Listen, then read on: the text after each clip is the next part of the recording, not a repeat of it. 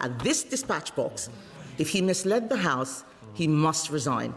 Does he stand by those words, or is there one rule for him and another for everyone else?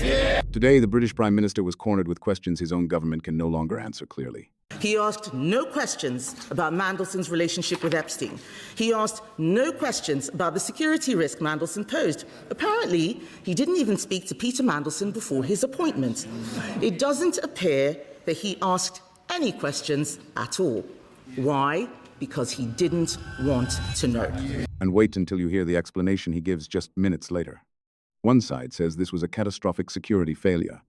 The other says the Prime Minister himself was kept in the dark. At every turn, with every explanation, the government story has become murkier and more contradictory. It is time for the truth. Before we break this down, share this video with someone following UK politics. Hit like and help push this channel into the algorithm. Now let's roll the tape from the top. Thank you, Mr. Speaker. And I thank the Prime Minister for advance sight of his statement. His reputation is at stake. Everyone is watching. It is finally time for the truth. Earlier today, Mr. Speaker, Downing Street admitted that the Prime Minister inadvertently misled the House.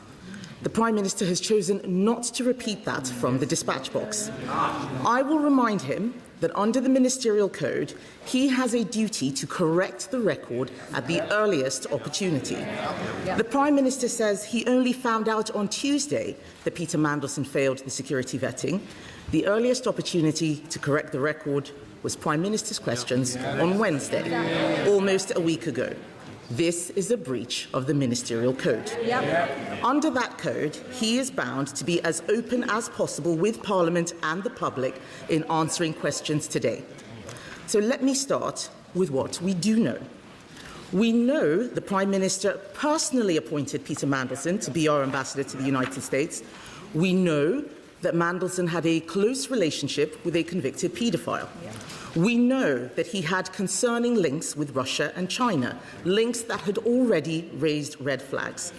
We know that the Prime Minister announced the appointment before vetting was complete, an extraordinary and unprecedented step for the role of US ambassador. The Prime Minister says that it was usual for this because it was a political appointment. So I will remind him and the rest of the Labour front bench who are heckling that Peter Mandelson was a politician who had been sacked twice from government for lying. That meant he should have gone through the full security process.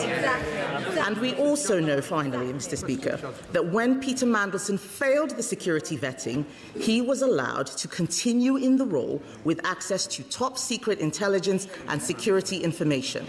This goes beyond propriety and ethics. This is a matter of national security. So let me turn to what we do not know. We still do not know exactly why Peter Mandelson failed that vetting.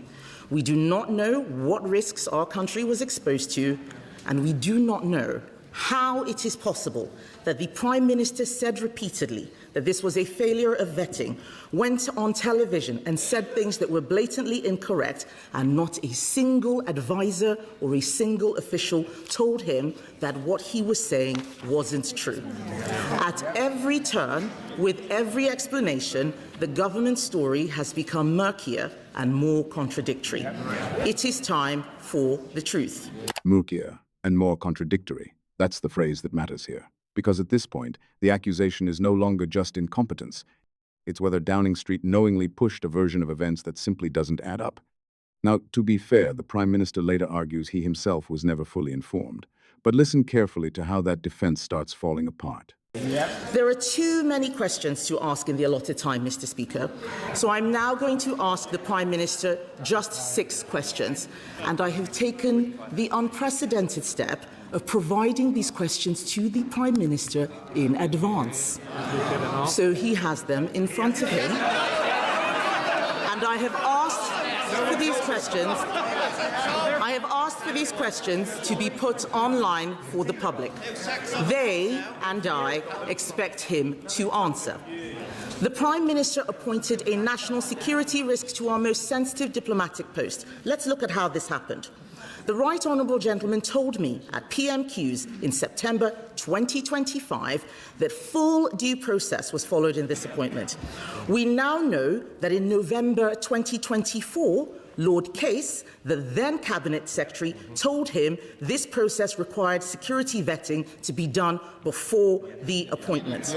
He did not mention any of what Lord Case said in his statement earlier. So, first question, does the Prime Minister accept that when he said on the floor of the House that full due process was followed, this was not true? Secondly, on the 11th of September last year, journalists asked his Director of Communications if it was true that Mandelson had failed security vetting. These allegations were on the front page of a national newspaper, and yet Number 10 did not deny the story. Why? 3. Will the Prime Minister repeat from the dispatch box his words last week that no one in Number 10 was aware before Tuesday that Mandelson had failed his vetting? The Prime Minister says he's furious that he wasn't told the recommendations of the vetting. Yet on the 16th of September, a Foreign Office Minister told Parliament, and I quote, "The national security vetting process is rightly independent of ministers who are not informed of any findings other than the final outcome." This was the government's stated process. So why is the Prime Minister so furious that it was followed? On the 4th of February 2026, the Prime Minister, fifth question, Mr. Speaker, on the 4th of February 2026, the Prime Minister told me from the dispatch box that the security vetting he had received had revealed Mandelson's relationship with Epstein. How could he say that if he had not seen the security vetting? And finally, Mr. Speaker, Sistema is a Russian defense company closely linked to the Kremlin and Vladimir Putin's war machine. Was the Prime Minister aware before the appointment that Peter Mandelson had remained a director of that company long after Russia's invasion of Crimea? Mr. Speaker, everyone makes mistakes. It is how you face up to those mistakes that shows the character of a leader. Instead of taking responsibility for the decisions he made, the Prime Minister has thrown his staff and his officials under the bus. This is a man who once said, "I will carry the can for the mistakes of any organisation I lead." Instead, he has sacked his Cabinet Secretary, he has sacked his Director of Communications, he has sacked his Chief of Staff, and he has now sacked the Permanent Secretary of the Foreign Office. All of these people fired for a decision he made. The Right Honourable Gentleman's defence is that he, a former Director of Public Prosecutions, is so lacking in curiosity that he chose to ask no questions about the vetting process. He asked no questions about Mandelson's relationship with Epstein. He asked no questions about the security risk Mandelson posed. Apparently, he didn't even speak to Peter Mandelson before his appointment.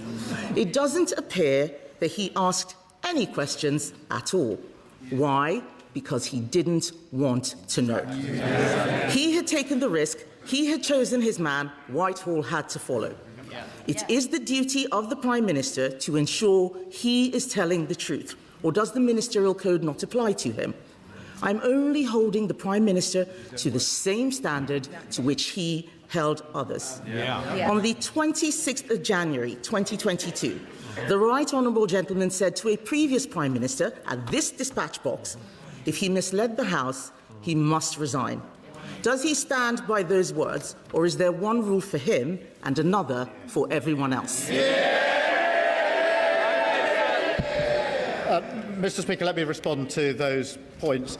Firstly, when I found out what had happened on Tuesday evening last, I wanted to have answers to the question who made the decision to recommend to give clearance on developed vetting contrary to the advice, why that was done, and who knew about it, so that I could provide the information to the House, Mr. Speaker. That is the exercise that's been conducted since Tuesday evening and today, so that I could come here today to give the full account to the House, which I've just out. Mr. Speaker, she asked me about developed vetting security clearance after the appointment. I set out that wasn't me saying that. I read out the evidence of the former Permanent Secretary about that and the former Cabinet Secretary in relation to that. And I think the quotes that I've given to the House are clear enough in relation to that. She also asks why Peter Mandelson failed. Mr. Speaker, it's important to make a distinction between the information provided to the review and the recommendation. The information in the review must be protected and has been protected, because otherwise the integrity of the entire system would fall away.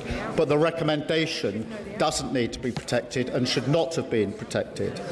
Mr. Speaker, in relation to her questions, in relation to the answer about full due process, that was the information that I had, that I put before the House, and it was confirmed to be by Sir Chris Wormold, because in September I asked him to conduct a review of the process to assure me that the process was correctly carried out. He did that and wrote to me on the 16th of September, giving me that his conclusions. In relation, Mr. Speaker, to reports in the media, Number 10 was repeatedly asked about the facts surrounding Peter Mandelson's clearance and was assured that the proper process was followed in that case. Mr. Speaker, in relation to those in Number 10, let me give the answer. Nobody in Number 10 was informed about UK SV's recommendation. Mr. Speaker, just to be clear and for the record, the Cabinet Office Permanent Secretary did receive information recently and then sought the necessary and legal advice. Once those checks were completed by the Cabinet Office Permanent Secretary, I was told, that is in the last 2 weeks or so, that was entirely the right procedure, to get the legal advice and then to bring it to my attention at the first opportunity. It was the right procedure that was followed by my officials in the last few weeks. Mr. Speaker, in relation to why I was furious about the process, for the very reason, Mr. Speaker, I strongly believe I should have been given this information at the very outset. I strongly believe there were repeated times when I should have been told. I should have been told on appointment. I should have been told when Peter Mandelson was sacked. The Cabinet Secretary should have been told when he reviewed the process. The Foreign Secretary should have been told before she was asked to sign a statement to the Select Committee. And I should have been told when I ordered a review of vetting, Mr. Speaker. In relation to the point she makes about what I said in February in answer to a question of hers, I make it very clear, Mr. Speaker, I had not seen the security vetting file. I did not know that UK SV... The question asked me about vetting. I knew about the due diligence, and that's why I put before the House what I knew about the due diligence in relation to Epstein. The question asked me about vetting, and I knew what the due diligence has said, and therefore I told the House what the due diligence has said. I didn't tell them what security vetting had said because I hadn't seen the file in relation to that. Mr. Speaker, in relation to the particular details in relation to Peter Mandelson, I acted on all of the information I had available to me. The simple fact of the matter is I should have had more information. I didn't have that information. The House should have had that information, and I've now set it out in full to the House. The traditional media will spend days spinning this, but the raw exchange speaks for itself. So here's the question. If a Prime Minister repeats incorrect information to Parliament, is that resignation worthy or not? Drop your answer below. The sharpest comment gets pinned. And if you enjoyed this breakdown, like the video and subscribe in one click.